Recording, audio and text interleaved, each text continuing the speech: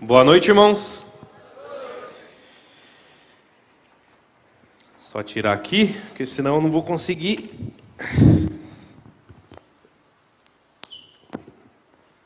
Som, agora sim. Tudo bem? Tudo jóia? Hoje nós estamos falando sobre um tema muito especial e que eu creio que cada um de nós, todos os dias da nossa vida, nós nos deparamos com esse tema, que é batalha espiritual. Quem aqui já aceitou Jesus como Senhor e Salvador? Levanta a mão. Então eu tenho certeza que você, no seu dia a dia, você se depara com esse tema. Seja lá qual for a área, seja lá qual for a sua fraqueza, o pecado com que você vem lutando, a batalha, ela existe.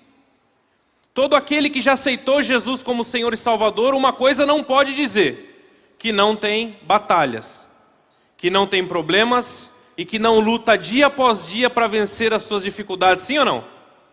É tranquilinha a vida de todos? Quem tem problema aqui fora eu? Então estamos em casa.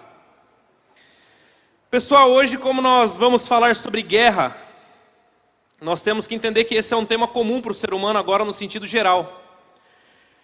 O ser humano, desde o início, desde a fundação do mundo, ele vem fazendo guerra atrás de guerra e atrás de guerra por ambição, egoísmo, inveja, poder. Tudo se torna um agravante para se fazer guerra. Nós estamos aí recentemente vendo uma guerra na Ucrânia, sim ou não? Onde a Rússia tem detonado esse país chamado Ucrânia, por poder. Então, isso não é algo raro para o ser humano. Eu listei algumas guerras aqui mais recentes. A Guerra Civil Americana, que foi de 1861 a 1865.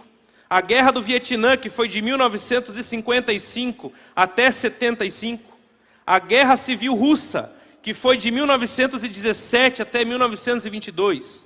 A Primeira e a Segunda Guerra Mundial. A segunda terminando em 1945. Então, sem contar essa que nós estamos presenciando nos noticiários já há um ano praticamente. Mas hoje eu queria falar sobre uma guerra, sobre uma batalha tão intensa como todas essas que nós já falamos e vemos nos noticiários. Não é uma batalha corporal, não é uma batalha com violência física, mas é uma batalha tão intensa e brutal como qualquer outra dessa que nós já falamos aqui. Nós temos que entender que todos nós estamos envolvidos nesse assunto. Queira você ou não queira você está envolvido nesse tema. Seja você cristão ou seja você um não cristão. A guerra ela está permanentemente nos nossos dias. Para a pessoa que ainda não creu em Cristo como Senhor e Salvador, a guerra também existe no sentido quando a palavra é pregada, como Jesus disse, que o semeador saiu para semear e algumas sementes caíram à beira da estrada, logo vieram as aves e levaram essa semente, e essas aves são inimigo. E para a pessoa que crê em Cristo também tem essa batalha para nos fazer cair. Nós vimos aqui claramente uma encenação que é bem clara e específica com esse tema. Uma pessoa que foi obviamente criada por Deus, como todos nós, e que no decorrer da sua vida se afastou do seu Criador, se afastou de Deus, e muitos motivos, bebidas, drogas, enfim, vaidade, acabaram tirando essa pessoa de perto do seu Criador. E foi exatamente isso que o pecado fez comigo e com cada um de você que está aqui essa noite. Mas graças a Deus por Jesus Cristo, que é a ponte que nos leva de volta ao Pai, que nos reconciliou com Deus e hoje nós temos paz por meio da cruz. Peço que vocês abram a Bíblia de vocês em Efésios 6, do versículo 10 em diante. Efésios capítulo 6, versículo 10 em diante. Vamos todos acompanhar a leitura. Finalmente, fortaleçam-se no Senhor e no seu forte poder. Vistam toda a armadura de Deus para poderem ficarem firmes contra as ciladas do diabo. Pois a nossa luta não é contra seres humanos, mas contra os poderes e autoridades, contra os dominadores desse mundo de trevas, contra as forças espirituais do mal nas regiões celestiais. Por isso, vistam toda a armadura de Deus para que vocês possam resistir no dia mau e permanecer inabaláveis depois de terem feito tudo. Assim, mantenham-se firmes, cingindo-se com o cinto da verdade, vestindo a couraça da justiça e tendo os pés calçados com a prontidão do evangelho da paz. Além disso, usem o escudo da fé, com a qual vocês poderão apagar todas as setas inflamadas do maligno. Usem o capacete da salvação e a espada do Espírito, que é a palavra de Deus. Orem no Espírito em todas as ocasiões, com toda oração e súplica. Tendo isso em mente, estejam atentos e perseverem na oração por todos os santos. Vamos orar? Senhor nosso Deus, nós te agradecemos por tudo que já vimos, por tudo que nós já cantamos e já presenciamos essa noite, Pai. Te agradecemos porque o Senhor é aquele que, em meio a essa batalha, o Senhor nos fornece uma armadura poderosa para ficarmos firmes nos dias maus. Te agradecemos porque aquilo que o pecado destruiu, o Senhor restabeleceu na cruz do Calvário. Te damos glórias, Pai, e graças ao Teu nome, Pai, pois sabemos que sem o Senhor nós jamais conseguiríamos ficar vivos nessa batalha que nós travamos todos os dias da nossa vida. É isso que eu te peço e te agradeço em nome de Jesus. Amém. Paulo escreve essa carta de Efésios, ele estava preso em Roma. Aparentemente a carta de Efésios, Paulo, diferente de muitas outras que ele escreve, ele não está aqui tentando combater heresia nenhuma, ele não está aqui escrevendo para que os irmãos se atentem às vertentes religiosas da época que estavam deturpando a igreja e a mente dos irmãos. Muitas outras ele faz isso. Mas essa era uma carta de encorajamento. Era uma carta para que os irmãos ficassem firmes nos dias maus. Então aqui, Paulo ele começa a sua carta de Efésios, os primeiros capítulos, falando das bênçãos espirituais e da grande salvação que Cristo nos deu na cruz. Depois Paulo ele relembra os irmãos de quem eles eram antes da sua conversão e de quem eles são agora através de Cristo Jesus. Que nós não somos mais escravos do pecado, mas nós somos uma nova criatura em Cristo Jesus.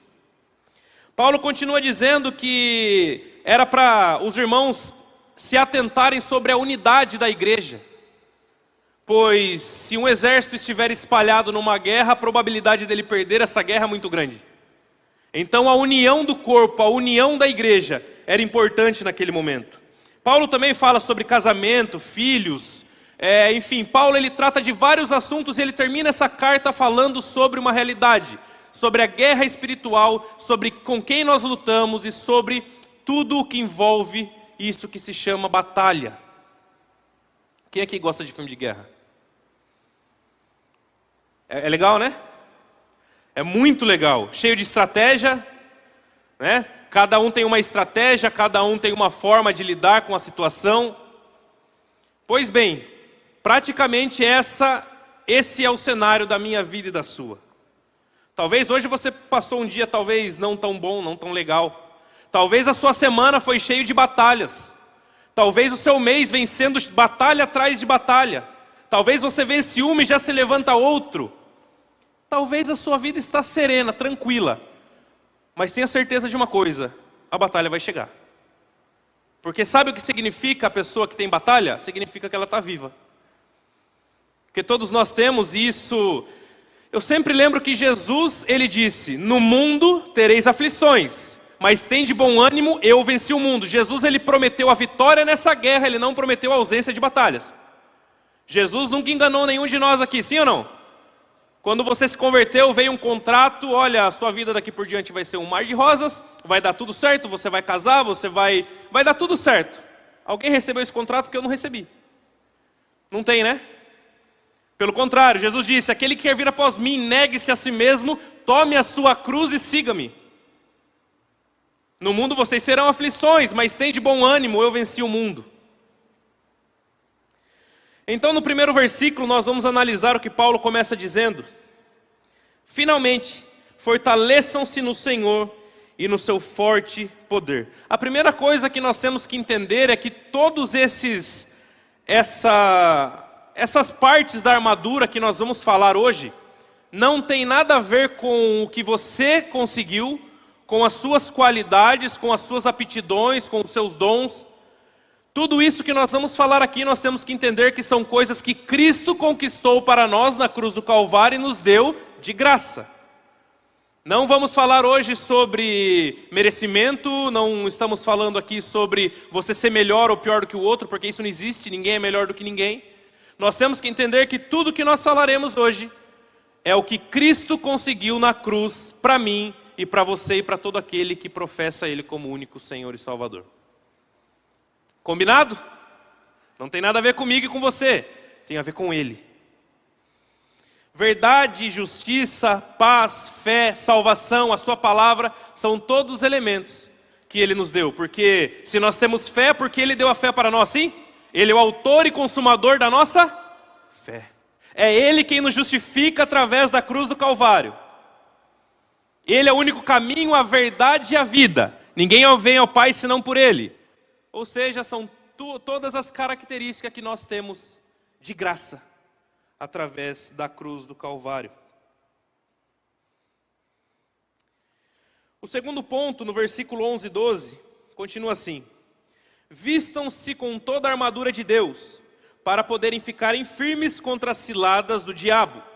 Pois a nossa luta não é contra seres humanos, mas contra os poderes e autoridades, contra os dominadores desse mundo de trevas, contra as forças espirituais do mal nas regiões celestiais. Quem falou que gosta de filme de guerra aqui, levanta a mão de novo. Alguém já viu uma guerra que um oponente não conhecia o seu inimigo? Você tem que saber com quem você está lutando. Sim ou não? Meu pai falava, quando um não quer, dois não briga. Vocês já ouviram falar isso? Existe uma guerra porque existe um contra o outro, isso é óbvio. E nós temos que conhecer com quem nós estamos lutando. Correto? Então Paulo ele começa apresentando com quem você luta.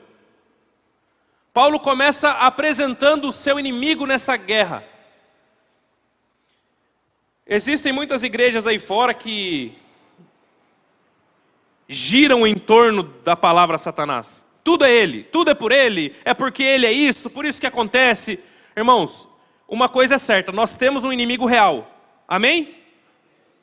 A pior besteira que um ser humano, um crente pode fazer é subestimar o seu inimigo. Não subestime o seu inimigo, ele existe. Ele existe. Porém, não é tudo ele. Ah, furou o pneu do meu carro. É o inimigo. O inimigo se levantou. Ah, o São Paulo perdeu. É o inimigo. Ah, aconteceu isso, aquilo outro, é o inimigo. Não. Nós estamos falando de um inimigo real, mas nem tudo que acontece na sua vida é ele. Até porque ele não tem todo esse poder que as pessoas dão para ele. Mas Paulo ele começa dizendo que nós não lutamos contra seres humanos. Nós não lutamos contra a carne ou contra a sangue, mas nós lutamos contra principados e potestades. Amém? Então por que é que muitas vezes nós ficamos revoltados com as pessoas e queremos brigar com todo mundo, achando que as pessoas são culpadas dos nossos problemas?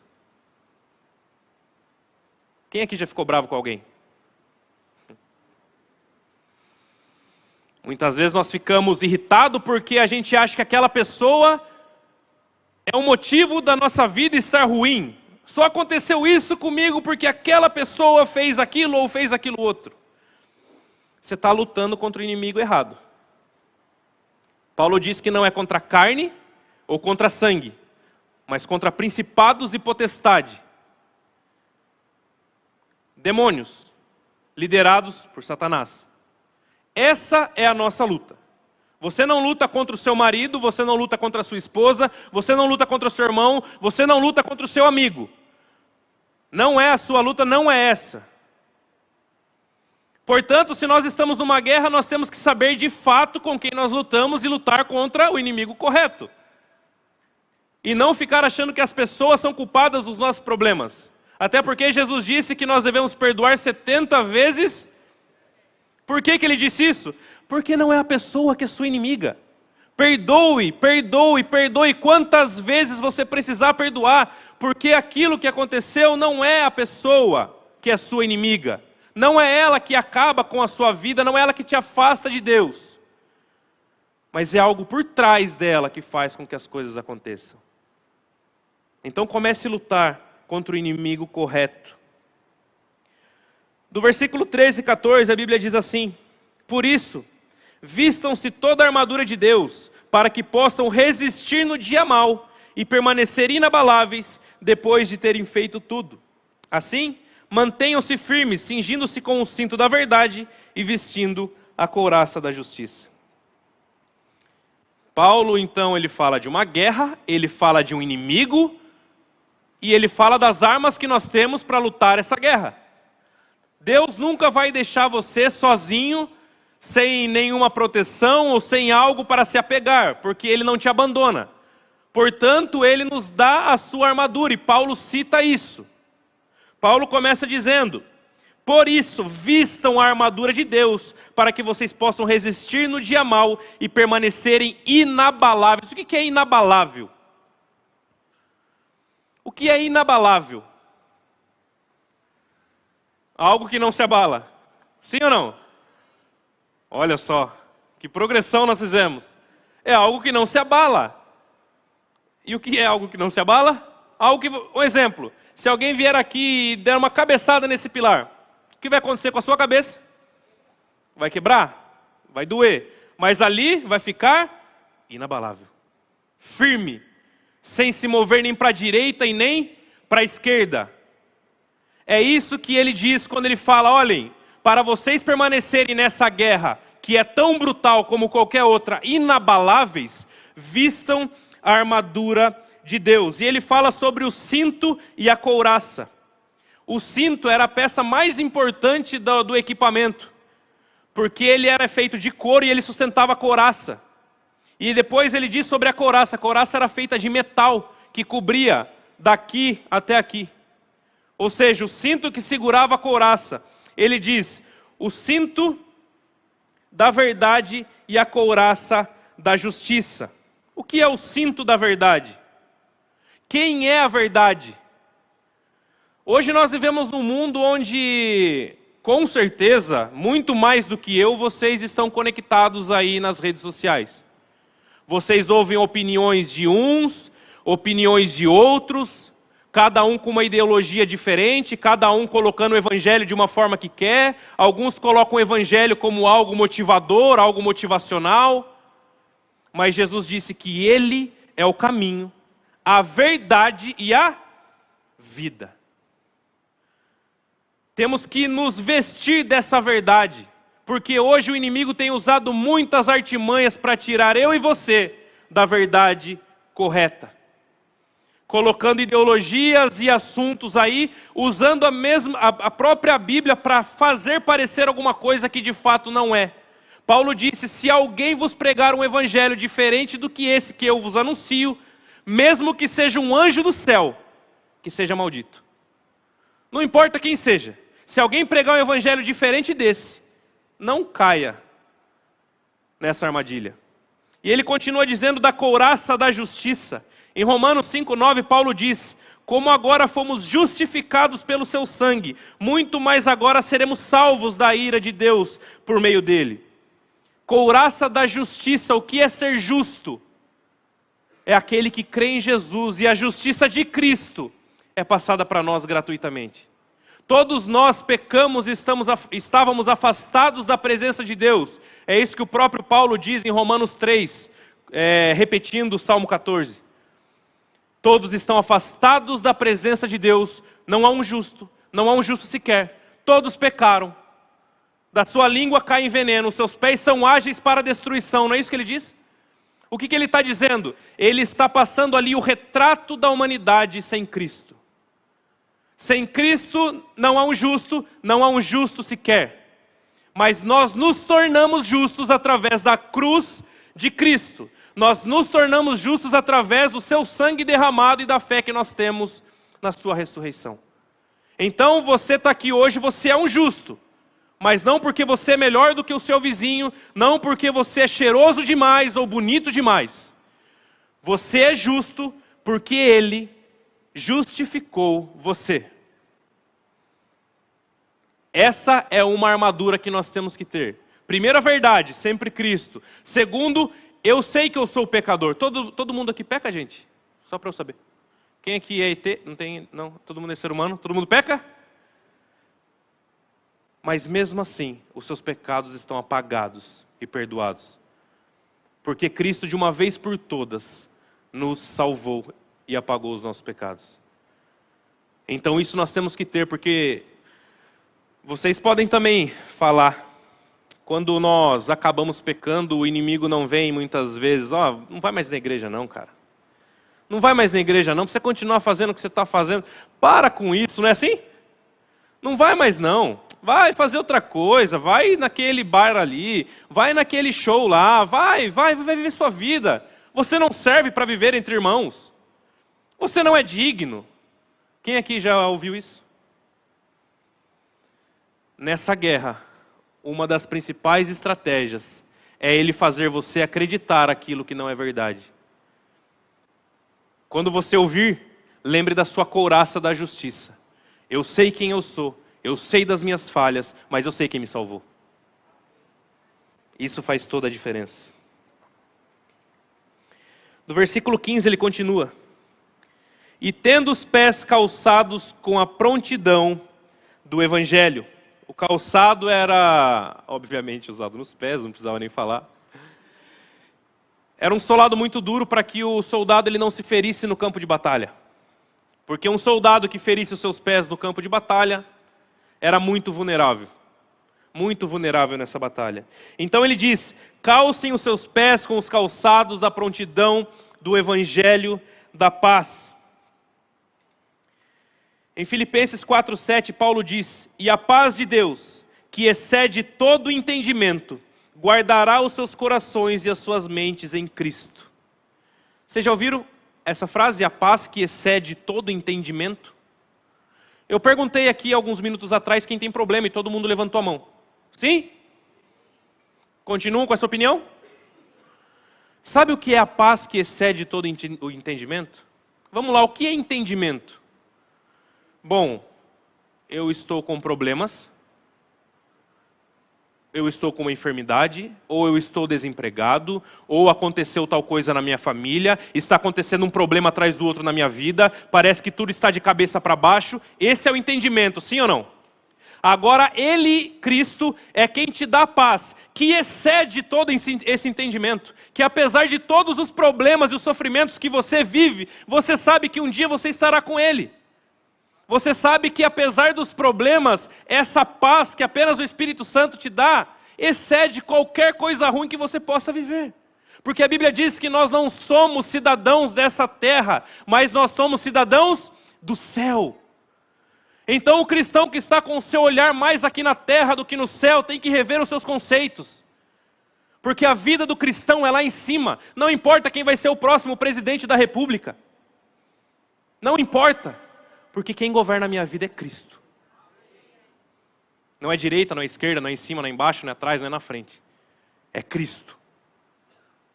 A minha fé está em Cristo. Ele me dá uma paz que excede todo entendimento.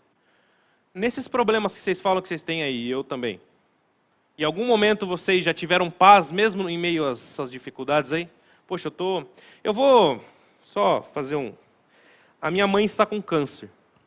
Foi descoberto semana passada. Câncer no intestino. É duro, sim ou não?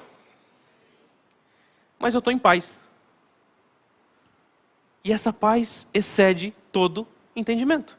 Porque se você for parar para analisar e pensar apenas no problema que sua mãe está, a gente perde até o equilíbrio. Mas é uma paz que excede tudo isso porque eu confio que Deus está com ela. Essa é a paz que excede todo entendimento. Então nós temos sempre que lembrar, quando você estiver passando por problemas, quando a batalha estiver batendo na sua porta e estiver dura demais, lembre dessa paz, que um dia tudo isso aqui vai acabar. Que um dia tudo isso vai acabar e nós moraremos num lugar onde não tem choro, não tem enfermidades, não tem dor, não tem brigas, não tem ódio. Moraremos lá. É essa que é a paz que excede todo o nosso entendimento. No versículo 16, Continuando aqui. Além disso, usem o escudo da fé, com a qual vocês poderão apagar todas as setas inflamadas do maligno. O escudo era algo de madeira, para aquela época, revestido de pele de animais encharcada, porque os inimigos eles atiravam flechas pegando fogo. Então uma forma de apagar as flechas do inimigo era um escudo grosso, revestido de pele de animal encharcada. Na hora que pegava, apagava. Então Paulo usa exatamente essa analogia para dizer assim: além disso, usem o escudo da fé, com a qual vocês poderão apagar todas as setas inflamadas do maligno. Mas o que é fé, gente? Tá, para mim usar o escudo da fé. Mas e agora, o que é fé? Em Hebreus 11:1, a Bíblia diz assim: ora, a fé é a certeza daquilo que esperamos, e a prova das coisas que nós não vemos. Alguém vê Cristo aqui? Mas você sente Ele ou não? É a certeza das coisas que nós esperamos. E qual é a nossa esperança que nós acabamos de falar? A glória dos céus. A esperança não é que o Brasil vai melhorar. A esperança não é que a economia global vai subir. A esperança não é que a humanidade fique boazinha de uma hora para outra. A minha esperança não é que todos os problemas do mundo sejam resolvidos, não. A minha esperança está na volta do meu Senhor. Porque Ele disse: estarei convosco até a consumação dos séculos. E disse que voltaria para nos buscar. E nós sabemos que Ele não é homem para que minta. É essa a nossa esperança. Essa semana, você pensou em alguma vez, poxa, quando será que Cristo vai voltar? Eu confesso que eu me pego pensando direto. Quem aqui, se Cristo quisesse voltar hoje, estaria vibrando? Se hoje fosse o dia, quem estaria vibrando? Maranata, ora vem, Senhor Jesus. Essa é a nossa fé. Não coloque a sua fé em coisas que não vão acontecer. Como eu acabei de falar várias coisas. Não coloque a sua fé única e exclusivamente num namoro. Não coloque a sua fé em algum relacionamento que você queira. Não coloque a sua fé no seu emprego. Não coloque a sua fé no seu carro que você conseguiu. Não coloque a sua fé nos seus objetivos que você pensa em conseguir. Deposite a sua fé no local correto, aos pés da cruz. Porque Ele disse: já está consumado, já está tudo feito. Eu vou voltar para buscar cada um de vocês.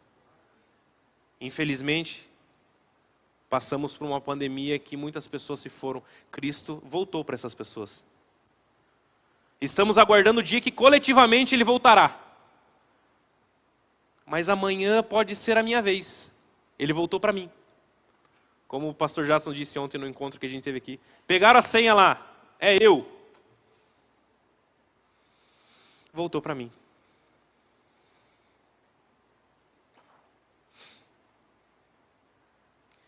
Quem aqui já ouviu essa frase? Eu falo porque dentro da minha família já foi falado isso.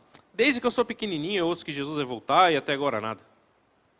Quem aqui já ouviu? Desde que eu sou pequeno eu ouço a mesma história e Jesus não volta. O inimigo muitas vezes ele tenta usar do tempo para esfriar a sua fé. Ele tenta usar o calendário para mostrar para você, viu, você está esperando aí, você é maluco. Quem aqui lembra da história de Noé? Deus deu uma ordem, sim ou não? Faça uma arca com tantos metros, use essa madeira, passe e piche aqui, faça aquilo ali, não foi? Deus deu a maquete completa. Que vai cair chuva, não foi isso? Vai chover. E a Bíblia diz que anos, Noé lá, eu fico imaginando o trabalho que esse rapaz teve, apenas ele e os seus filhos, construir uma arca daquele tamanho, sem as ferramentas que nós temos hoje. E as pessoas passavam e falavam: Noé ficou maluco. Noé não é mais. Está construindo esse barco há tantos anos e não caiu um pingo d'água. Choveu ou não choveu? Aconteceu tudo exatamente como Deus falou ou não aconteceu? Por isso que Jesus disse que os dias da vinda do Filho do Homem serão como os dias de Noé. As pessoas casavam e se davam em casamento, e nem se deram conta até o dia que caiu a chuva e Noé entrou na arca. Vigiem e orem, pois vocês não sabem o dia da volta do seu Senhor. Não vamos perder a fé. O versículo 17 continua: usem o capacete da salvação e a espada do Espírito, que é a palavra de Deus. O capacete era feito de metal para proteger toda a cabeça e a parte do rosto do soldado. A espada também era feita de metal afiado, que era usado em luta corporal. O capacete da salvação está ligado no ataque do diabo nas nossas mentes. Paulo ele diz: usem o capacete da salvação. Eu sempre digo que o diabo ele não quer arrancar sua perna, sua cabeça, ele não quer te machucar, te fazer cair da bicicleta. Ele quer ganhar aqui, ó. Ele quer ganhar a sua cabeça. Ele quer fazer você acreditar nas mentiras que ele conta. Ele tentou fazer isso com Jesus no deserto. Ele não vai tentar comigo e com você? Se tu é mesmo um filho de Deus, que você está falando que você é, se joga daqui. Anjos, está escrito, anjos virão e não deixarão que você venha ferir os seus pés nas pedras. Ele usou ainda a palavra de Deus. Então o inimigo quer ganhar a sua cabeça. O que você tem assistido? O que você tem ouvido na internet? Você está enchendo a sua mente do quê? O que você tem consumido? Lembre que o seu cérebro é uma esponja. Absorve tudo. Tudo. Você tem se edificado ou enchido a sua cabeça de coisas que não vão te edificar e não vão fortalecer a sua fé? Usem o capacete da salvação. Cristo nos salvou na cruz do Calvário e nada vai mudar isso. Nada vai mudar isso. Você é salvo por Cristo. Muitas teologias aí dizem que salvação se perde. Olha, hoje eu estou bem. Daqui a pouco eu escorrego. Daí Deus vai lá na lista dele, deixa eu apagar o nome desse camarada aqui. Daí ele se acerta de novo. Vamos marcar de novo? E marcou de novo. Puxa, ele caiu de novo. Vamos apagar de novo. Gente, Jesus disse nas suas orações: Pai, todo o que o Senhor me deu, eu jamais lançarei fora. Porque a salvação você não conseguiu, você ganhou.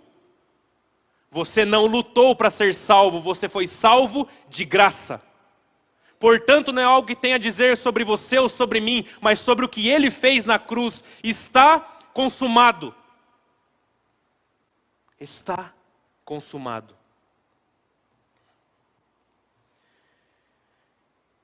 E ele diz ainda para usarmos a espada, que é a palavra de Deus. Eu dei o exemplo aqui quando Jesus estava no deserto. Nós vemos 3 aspectos onde o inimigo usou a própria palavra de Deus para tentar enganar Jesus. Todo mundo conhece essa história, sim ou não? Ele tentou usar a palavra de Deus deturpadamente para enganar Jesus. E ele vai fazer isso comigo e com você. Nós vemos muitas coisas na rua. Pessoas que batem nas casas e começam a contar muita lorota. Você está preparado para debater? Você conhece a sua espada? Você sabe para que ela funciona e o que ela diz? Eu sempre digo para os jovens aqui, idade não é desculpa para não ter comprometimento na leitura da palavra de Deus. Ah, mas é muito novo. Eu sempre falo, um judeu com 12 anos, ele sabe o Alcorão de cor. Por que nós, que cremos na verdade absoluta do Evangelho, nós não nos deleitamos nas leituras? Por que nós não procuramos conhecer o que a Bíblia diz, o que a espada diz, para que a espada funciona? Porque muitas vezes você vai ser pego na rua, o pastor não vai estar perto para te auxiliar. O irmão da escola bíblica não vai estar perto para te auxiliar. E daí? Como é que você vai lidar quando o inimigo usar a palavra de Deus, como ele fez para Jesus contra você? Você vai sair envergonhado? Ou você não? Eu sei a espada que eu tenho na mão. Eu sei o capacete da salvação que eu estou usando. Eu sei qual é essa couraça da justiça. Eu sei qual é esse cinto da verdade. A armadura completa. porque você vai ser atacado. Estamos numa guerra, lembram? Estamos numa guerra. E nós não venceremos essa guerra se nós não estivermos com Cristo, porque Ele é vencedor e nos faz ser vencedores com Ele. Então, irmãos, hoje nós vimos tudo relacionado à batalha. Encenação, louvores, decoração. Mas tudo isso é para lembrar você que você está diariamente numa batalha brutal. E muitas vezes você pode se afastar de Cristo e se sentir maravilhoso com isso. Olha, não tem mais ninguém para pegar no meu pé. Olha só, não tem mais nenhum irmão para ficar me vigiando. O pastor não está aqui para ver o que eu estou fazendo. A questão não é se o pastor da sua igreja está te vendo ou não. A questão é que ele está te vendo. E a questão é que Ele nos salvou para praticarmos boas obras. É isso que a Bíblia diz. Ele nos salvou com um propósito, para quê? Para praticarmos boas obras.